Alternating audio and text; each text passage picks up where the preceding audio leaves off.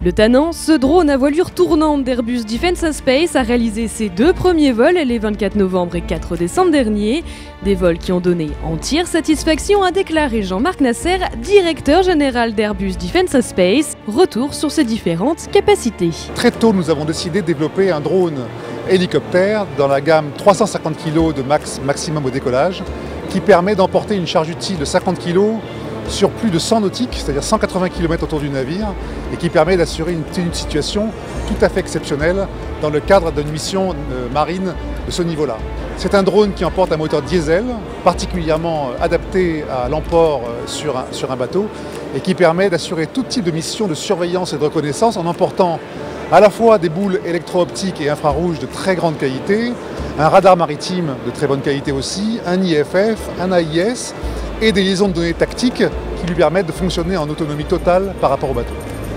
Airbus Defence and Space a signé avec DCNS un accord de coopération visant au développement d'une capacité de drone hélicoptère embarqué en octobre dernier lors du salon Euronaval. Airbus Defence and Space est donc en charge de la réalisation de l'ensemble du système de drone certifié. DCNS s'occupe pour sa part de son intégration au navire et son système de combat. Pierre Legros, directeur de la division système naval de surface chez DCNS, répondait à nos questions lors du salon Euronaval. Donc l'idée force de notre coopération, c'est bien de ramener l'ensemble de ces données issues des capteurs emportés par le drone vers le Combat Management System qui équipe le bateau, de façon à ce que la situation tactique qui va être présentée à l'équipage et finalement au commandant intègre non seulement les données en provenance des divers senseurs qui équipent directement le bateau, mais aussi les données en provenance de ces senseurs déportés, emportés par le drone, puisque ces senseurs vont permettre finalement, en particulier dans le domaine visible et infrarouge,